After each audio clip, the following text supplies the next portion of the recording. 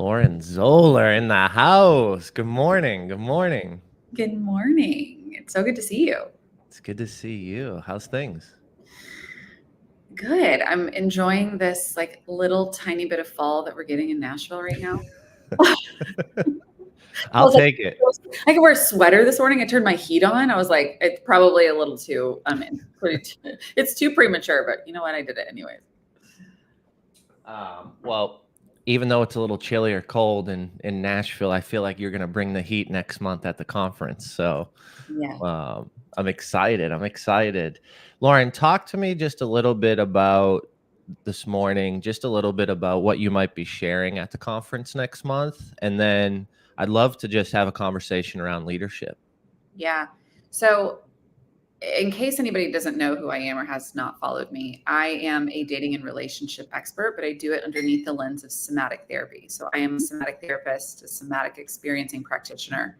I work a lot with high achieving men and women who want to use somatic therapy to become better leaders and to understand what it looks like to operate from a space of safety inside of your nervous system versus being in this space of constantly frantic about what's going to happen next month or a launch that needs to go live. If you can really, truly, deeply embody what it feels like to be safe inside of your system, it's actually really easy to lead. And it's easy to run a business. And I know that people look at me all the time and say, yeah, that's BS, but it's not when you understand the language of your nervous system. So that's what I'm going to be teaching at the Impact event is how can we start to learn that language so we can be better leaders? Let's go. Let's go. I'm fired up. It leads me to a million questions as you're talking through. I'm like, okay, I need to work on that or maybe fix that. Or what's one of the things that you often see come up in your work? And I know you're going to bring us on a facilitation and kind of walk us through and have us critically think, but is there anything that you commonly see in the leader, like over and over, or anything that you've identified is just running rampant in leaders?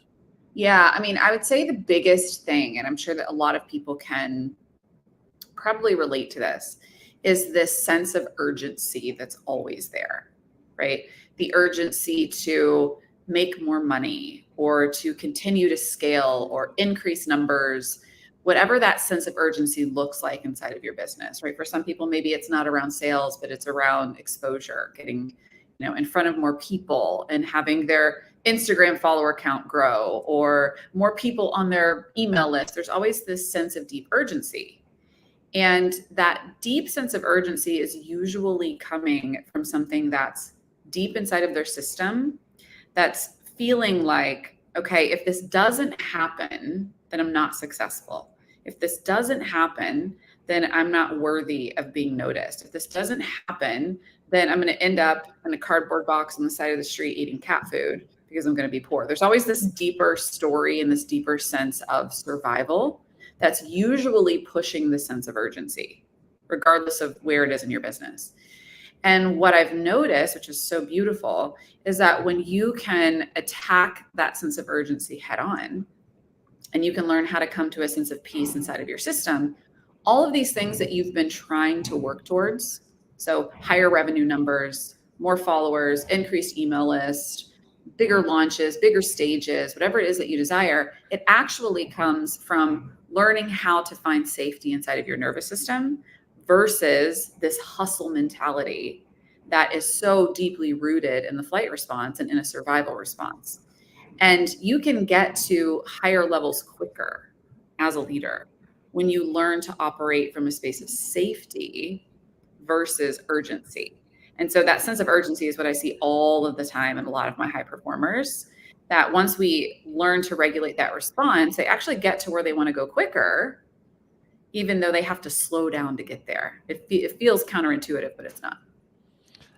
As you're saying this, I'm thinking back just so many scenarios in my life and my business world and growth and entrepreneurship, and it totally makes sense, right? It's like this frantic push, push, push, push, push. And as I think through, I'm like, okay, well, all those times where I've had great wins or great development of staff or growth or project crushed it and did exactly what it was supposed to be, I always remember folks that I was working with or partnering saying that I was calm in the storm, right? And then I remember when people have left my team or I've been a poor leader, and most all the time, actually, I've been in that frantic state or that I didn't feel safe, let alone, heck, anybody else, right?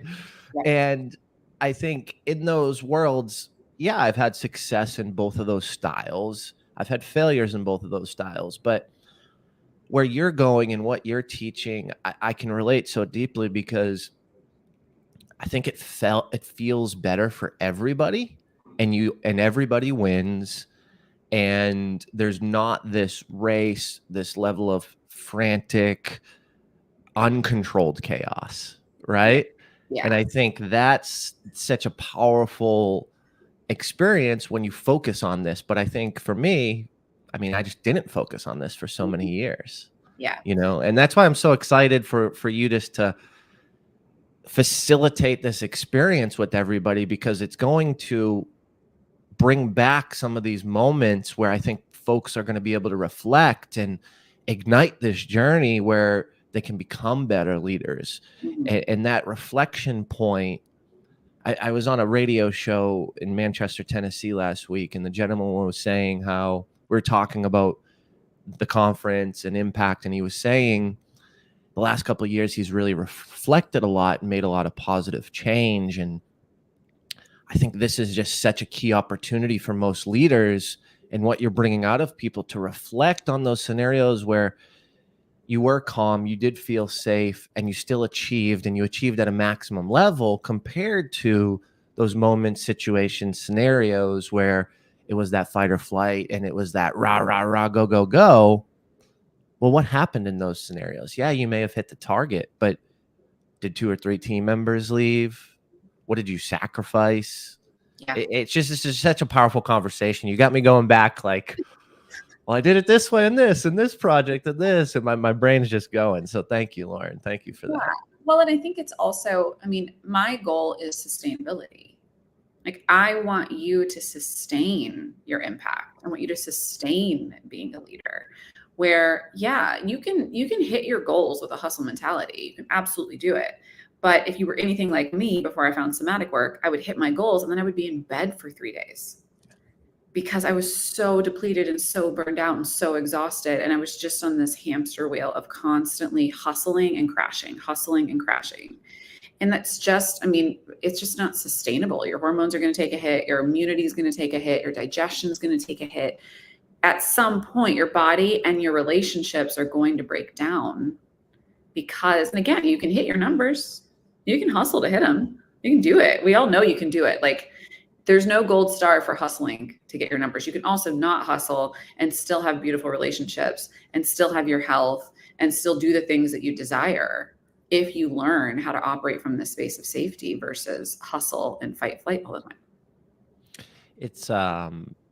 It's interesting under the leadership scope, right? Because we think relationships, we think dating, but this work, these concepts, how you build any relationship with anybody in your business, right? And that could be what? Vendors, that could be business partners, that could be, product placement relationships, marketing, media, book launch, right? Like all those things do come back to what state you're in and how you operate and navigate the relationship, right? And like, I've got a friend who is doing great things and crushing it, and business is, 7-8 million, and the relationship is deteriorating, and he's always in a frantic state. So for instance, why go have a cup of coffee at 9 a.m. on a Saturday away from my family to go into a situation where he's frantic and he's stressed, and that energy transfers to me, and it may not transfer to everybody, and I understand that, but for Jim Morris, that energy does transfer, and I do take on that stress and that emotion. And I asked him, I said, well, is it 10 million when you can have a cup of coffee on Saturday and not thinking about a meltdown or a launch or a product loss and he's like, the number used to be 5 million. Yeah. Like, you got to go talk to Lauren.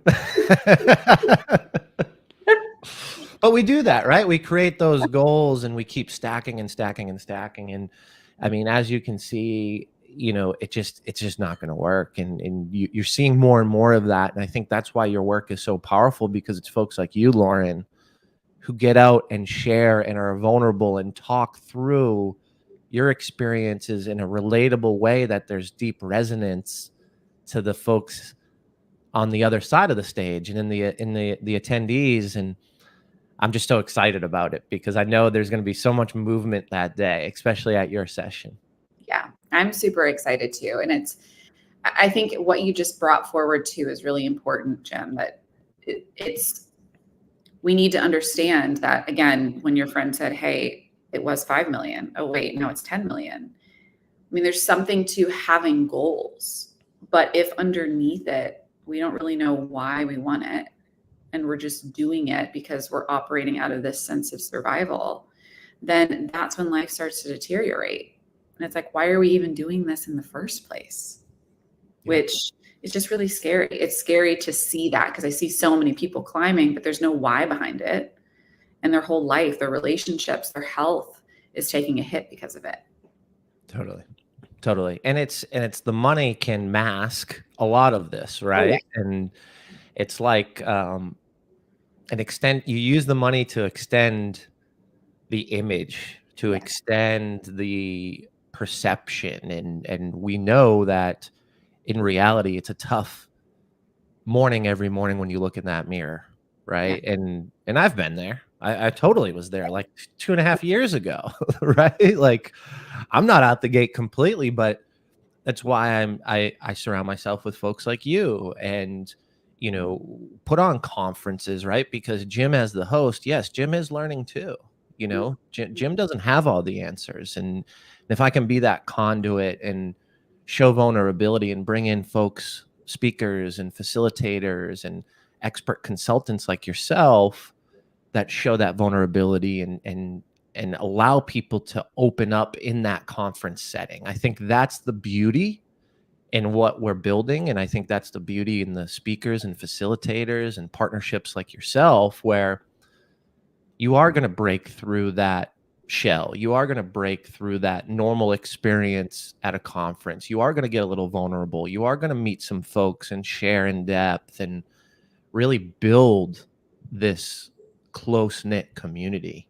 And it's just such a beautiful thing when everybody involved, whether you're an attendee, a facilitator, speaker, partner, vendor, everybody's in alignment with that, including our charity partner, right? And why we're doing this. So it's just been really interesting as I navigate these conversations to go deep, and as people are fostering their speech, and because a lot of people are creating it just for this conference, which I think is a beautiful, beautiful thing as well. Yeah.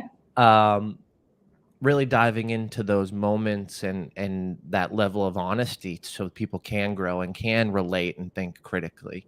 Yeah. Lauren, in your career, have you defined leadership for yourself? Like, is there any words or qualities maybe that kind of come to mind for how you tackle leadership, how you look at leadership today? Yeah, I mean, it's funny that the name of your conference is Impact, because to me, what defines leadership, and I think about this every single day and I'm constantly tuning into it, is aligned impact. And I'm always looking at, with the work that I do, like the money is a result of what I show up for every single day, because what I show up for every single day is to impact as many people as I can. And that has been the driving force in absolutely everything that I do. Now, the alignment part comes back to the somatic piece, because it used to just be impact. It was just impact. I'm like, okay, leadership to me is impact. If I can impact as many people as possible, then I will know that I am a leader. I will know that I'm leading. people. The alignment piece came from, I had a really large impact and I was dying, my personal life, and everything that was happening internally was taking a massive hit. Because you can be a leader, you can have impact. But if you don't have aligned impact, if you're not taking care of yourself, if you're not looking at, does this decision actually feel good to me? Do I know what a yes is? Do I know what a no is? If there's not that sense of alignment as a leader, then chances are you're probably running yourself into the ground. Yeah. And so for me, leadership comes down to alignment and also impact, because that's what I do. Yes, the money is nice, right? We need money in order for our businesses to thrive. But I promise that if you focus as a leader on impacting human beings, and remember, like every single day, I have to remember I'm dealing with humans and their lives. And I want them to be better, and I want them to feel different, and I want them to have really beautiful, deep, healthy relationships, not just romantic relationships, but their relationship to their health, their relationship to their business, their relationship to their friends. And I want that to be so aligned and robust for them. And when I can remember to lead from that place, everything else just falls into place. It's wild how it happens. So that's me, how I define leadership for myself. It's the level of alignment and your focus on that is so, I can feel it, right? Like I can feel the passion as you describe it and say it. And I know we've had deep conversations offline, online, podcasts, all that fun stuff. Saw Alex Legos last night. Shout out to Alex. Oh, yay. Yeah, Love it. we were Love chatting about you a little bit and how we both love you. But that level of alignment was something that I struggled with too. Mm-hmm. You know, I wanted to impact people. I created goals. And it was, but when I started speaking, it was kind of all over, right? It was like, okay, what worked for me? Let's go through the scope of 10 things. Let's talk about those. Those are all my talks. There's different stories, a lot of logic, right? Yeah. A lot of logic. And when I really sat down over the last year and realized the alignment has to start with human connection. It has to start with people who seek relationships, who understand value, who want that in their business, in their culture. And that's when I really started to make larger impact, almost when I niched down to that piece, because that level of alignment allowed me to go deeper with those folks because they could receive it deeper because we were aligned on that topic in that core understanding almost. So I can relate to you, and you're the first person that's actually talked about aligned impact in all the conversations I've had. And alignment comes up, but usually it comes up after impact, where you put it first. Yeah, always. And I think that's just such a beautiful thing. And I think that's a lesson that we can all learn today and take from is just that in itself of put that alignment first and everything else kind of follows. For sure. It's funny because I had a meeting with my team the other day, and we're getting ready. I have a membership program, and I'm launching a new mini program inside of my membership program. And my team said to me, they're like, Lauren, you seriously over deliver on everything. Do you ever get exhausted? You over deliver.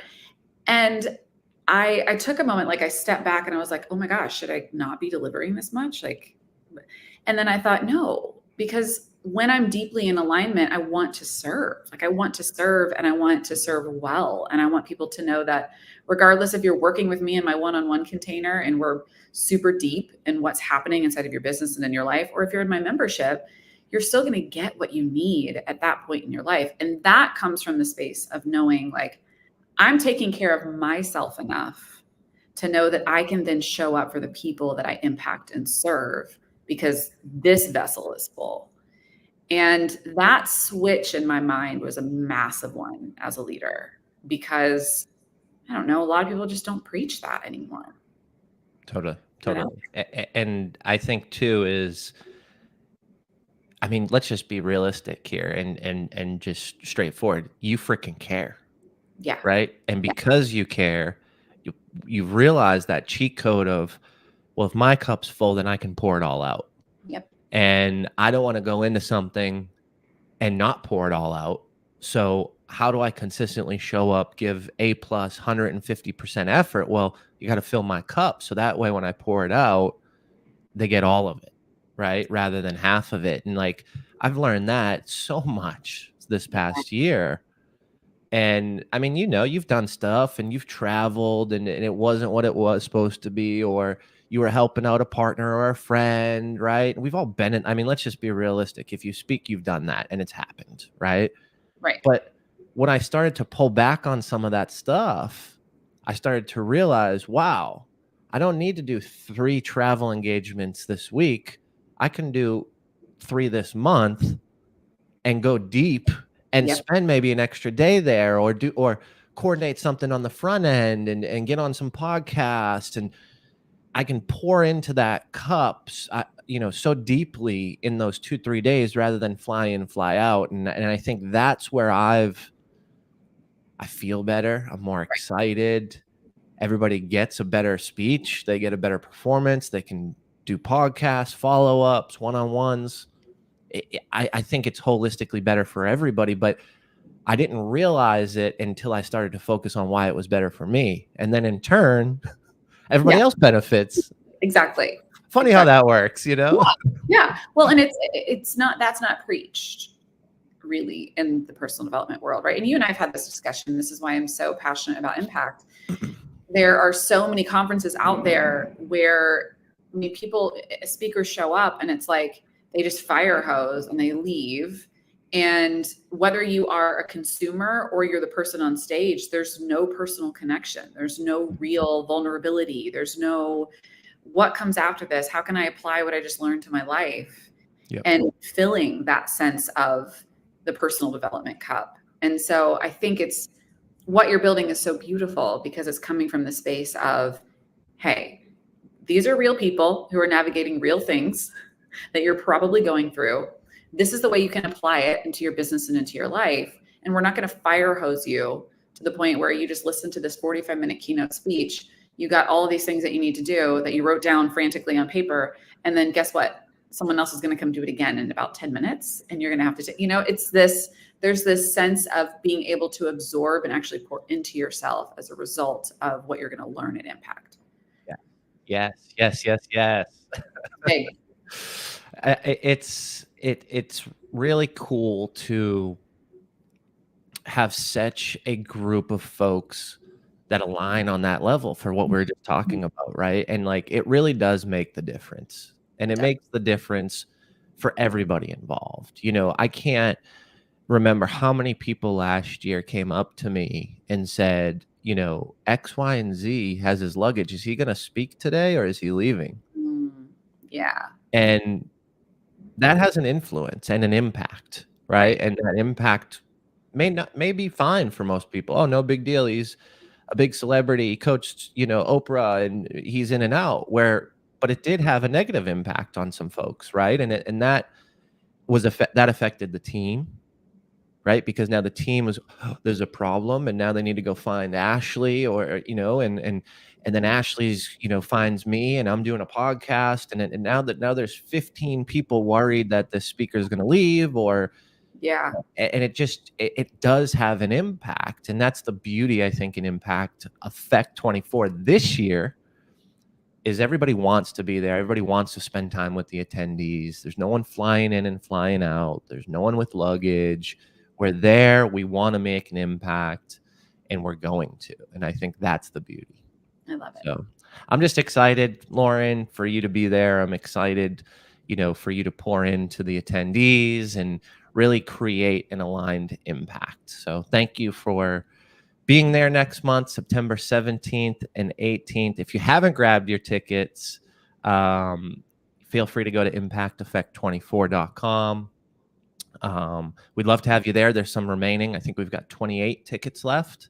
And we've got some super VIPs as well. So if you want to spend time with us in VIP, do some podcasts, create some content, feel free to grab that ticket as well.